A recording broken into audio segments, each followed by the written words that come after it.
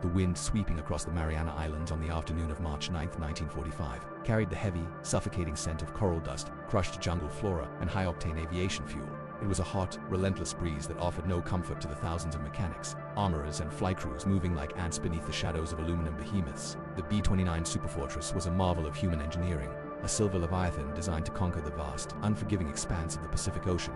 Yet, on this particular afternoon, these machines were being prepared for a mission that would redefine the very nature of warfare, stripping away the last remnants of chivalry and reducing the mathematics of victory to a brutal, elemental calculus. Inside a dimly lit Quonset hut on Guam, a heavy silence hung over the war room, broken only by the low hum of a cooling fan and the occasional scratch of a match. General Curtis LeMay stood before a massive map of the Japanese archipelago, a cigar clamped between his teeth, his eyes fixed on a specific cluster of contours and grid lines. He was not a man given to poetry or moral hesitation. He was a pragmatist, an architect of destruction, who understood that to break an empire, one had to break its foundation. For months, the high-altitude precision bombing campaign had failed. The bombs scattered by the fierce jet streams, falling harmlessly into the ocean or empty fields. The war was dragging on, the casualty lists were growing, and the patience of Washington was wearing thin. LeMay stared at the map, tracing the dense, wooden sprawl of Tokyo's industrial heart, the Shitamachi district. It was a city of paper and pine, tightly packed, teeming with factories, workshops, and millions of souls. In the quiet of that room, a decision was finalized, a decision that would require no atomic splitting, no advanced physics, but merely the ancient, uncontrollable terror of fire. The orders that filtered down to the aircrews were met with a stunned, profound disbelief. They were to fly at night. They were to fly low, descending from their safe cruising altitude of 30,000 feet down to a mere 5,000 to 9,000 feet. And, most terrifying of all, they were to strip the bombers of their defensive machine guns and ammunition. Every ounce of weight saved was to be replaced with incendiary clusters. They were going in naked, heavy, and low into the heart of the enemy's capital. The logic was cold and unyielding. Fly below the cloud cover, evade the high-altitude flak, and maximize the payload. The men sat in their briefing rooms, staring at the black and white reconnaissance photos, feeling a cold dread settling in their stomachs. They were not delivering high explosives to shatter concrete. They were delivering M69 incendiary clusters, tubes filled with a sticky jellied gasoline known as napalm. It was a weapon designed not to break structures, but to ignite them, to feed on the specific vulnerabilities of a city built of wood and bamboo. As the crews boarded their aircraft, the metal skins of the B-29s radiating the stored heat of the tropical sun, there was little conversation. The clanking of gear, the coughing of the massive Wright R3350 engines coming to life, the smell of exhaust, and sweat, these were the sensory details of a long march toward the abyss. One by one, 334 bombers lumbered down the crushed coral runways, groaning under the immense weight of their lethal cargo, their tires fighting for traction, lifting off at the very edge of the cliffs, sinking slightly over the dark water before finally catching the lift of the air. The flight north was a 7-hour journey through a starless void. Inside the pressurized cabins, the men were isolated in a humming, vibrating cocoon of metal, surrounded by the endless black of the Pacific night. The pilots watched their instruments glow with a pale radium-green luminescence, fighting the fatigue and the nervous anticipation that tightened their jaws. Below them, the ocean offered no landmarks, only the hypnotic, invisible swell of the deep. They were an armada of ghosts moving silently toward a sleeping giant. Meanwhile, 3,000 miles away, the giant was indeed sleeping. Tokyo was enveloped in the freezing, dry air of the Kirikaze, the winter wind that howled down from the mountains, whistling through the narrow alleyways and rattling the sliding wooden doors of the traditional houses. It was a city exhausted by years of rationing, fear, and a distant drumbeat of a losing war. The people in the Shitamachi district, the craftsmen, the mothers, the children, the elderly, the laborers who worked in the shadow factories turning out airplane parts in their living rooms were huddled under heavy quilts seeking warmth in a city where fuel was a luxury. They believed perhaps in the protection of the night, in the vastness of their city, in the anti-aircraft batteries that ringed the capital. The air raid sirens had cried wolf so many times, wailing for high-altitude reconnaissance flights that dropped nothing, that a dangerous fatigue had set in. The sky was clear, the wind was fierce, and the wooden bones of Tokyo were bone dry. At a few minutes past midnight, the first low hum of engines was heard over the dark waters of Tokyo Bay. It was a sound distinct from the usual high-pitched drone. This was a deep guttural vibration that seemed to rattle the very earth. The Pathfinder aircraft arrived first, slicing through the freezing air. Their bomb bay doors opened with a hydraulic whine, and the first canisters fell. They did not explode with the earth-shattering concussions of conventional bombs. Instead, they burst in the air, scattering hundreds of burning magnesium projectiles that cascaded down like a demonic meteor shower. They hit the rooftops, the streets, the canals, sputtering and flaring with a blinding, intense white-green light. The Pathfinders flew in a precise formation, painting the target for the main fleet. They drew a massive, blazing X across the heart of the most densely populated square miles on planet Earth. The trap was set. The marker fires burned brightly, reflecting in the dark waters of the Sumida River, a beacon calling down the wrath of the heavens. Back in the Marianas, LeMay sat in the war room, waiting for the radio crackle, staring at the wall, knowing that the mathematics of his decision were now bleeding into reality. Then came the main armada. Wave after wave of silver bombers roared over the city at 5,000 feet, so low that the crews could see the layout of the streets.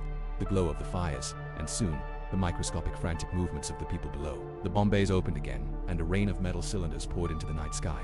As the M69 clusters fell, timing fuses snapped them open, releasing individual bomblets that trailed long cotton streamers, stabilizing their descent, ensuring they would strike nose down.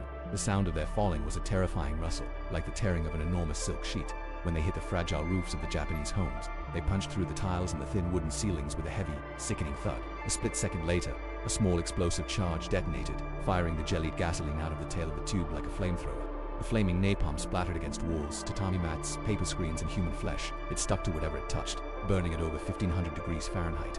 Impossible to extinguish with the buckets of water and sand the civilian defense guards had been trained to use. Within minutes, the individual fires, driven by the howling winter wind, began to seek each other out. The physics of the conflagration took over, superseding any human effort to contain it. The wind whipped the flames into a frenzy, merging blocks of burning houses into a single, rolling sea of fire. As the immense heat rose, it created a massive thermal updraft, a vacuum that sucked the surrounding oxygen into the inferno with the force of a hurricane. This was the birth of a firestorm. The roar of the fire grew deafening, drowning out the engines of the bombers above and the screams of the dying below. It sounded like 100 freight trains rushing through a tunnel, a mechanical, monstrous bellowing on the ground. The reality of the war room's decision translated into a hellscape that Dante could not have conjured. People poured into the narrow streets, clutching whatever they could carry photographed. A child, an heirloom, but there was nowhere to run. The fire came from all directions, leaping across canals, consuming bridges, turning the very air into a scorching, unbreathable poison. Asphalt melted, trapping the fleeing in a sticky, boiling tar.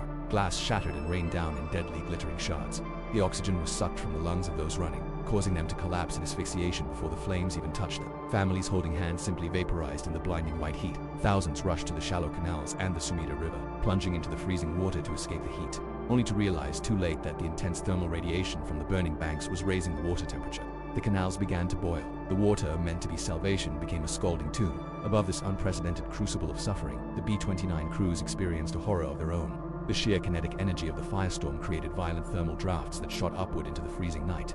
Heavily laden bombers were tossed into the air like toys, flipping onto their sides, the pilots wrestling desperately with the yokes to maintain control, their muscles straining against the immense aerodynamic forces. The sky, completely black just an hour before, was now illuminated with a terrifying, apocalyptic daylight. The smoke rose in thick, greasy pillars, reaching up to 10,000 feet, carrying with it the ashes of homes, the charred debris of a civilization, and a smell that would haunt the airmen for the rest of their lives. Through the pressurized seals of the cockpits, through the rubber oxygen masks, the unmistakable, sweet, and sickening odor of burning human flesh penetrated the cabins. It was an olfactory violation that forced the crews to understand, in the most visceral way possible, the exact nature of what they were doing. They were looking down into the open mouth of a furnace, watching the geometry of the blazing X expand until it consumed the entire horizon. Some bombardiers vomited over their bomb sites, others stared in paralyzed silence. The war had ceased to be a clash of armies or a strategic contest of logistics. It had become an industrial slaughterhouse, operated from the sky. The attack lasted for 3 hours. 3 hours of a continuous, mechanized rain of fire. By the time the last bombers turned their noses south to begin the long, exhausting flight back to the Marianas, the city of Tokyo was no longer a city. As the dawn of March 10th slowly broke over the eastern horizon, the sun struggled to penetrate the dense, apocalyptic pall of black smoke that covered the Kanto plain, where there had been vibrant neighborhoods, factories, shrines, and the intricate tapestry of millions of lives. There was now only a vast flat expanse of gray and black ash, stretching for 16 square miles. The silence that fell over the ruins was absolute, heavy, and profound. It was not the silence of peace, but the silence of the graveyard. Black snow, the charred remnants of paper, cloth, and wood drifted softly down from the sky, coating the twisted iron girders and the millions of unrecognizable, blackened forms that littered the streets and waterways. 100,000 human beings had been erased from existence in a single night. 1 million more were left homeless, wandering through the smoldering wasteland like spirits condemned to purgatory, their faces devoid of expression, their minds shattered by the sheer scale of the trauma. In the war room on Guam, the radios crackled with the reports of the returning planes. The mission was considered a resounding tactical success. The industrial capacity of Tokyo's Shitamachi district was annihilated. The strategy was proven. The empire could be burned to the ground. General LeMay listened to the debriefings, his face an impassive mask, the cigar still clamped in his jaw. He knew the judgment of history would depend entirely on the final outcome of the war. If we lose, he would later reflect, we'll be tried as war criminals. It was the ultimate, terrifying truth of the mid-20th century. Morality had been completely subjugated to the imperative of victory. The decision to incinerate a city, to consciously target the fragile wooden existence of civilians, was rationalized by the brutal calculus of a global conflict that had already consumed tens of millions of lives. The firebombing of Tokyo was not an aberration. It was the logical, terrifying conclusion of total war. It was the moment humanity looked into the mirror of its own technological advancement and saw a monster staring back. The bombers landed on the coral airstrips, their silver paint scorched and blackened by the soot of the city they had murdered.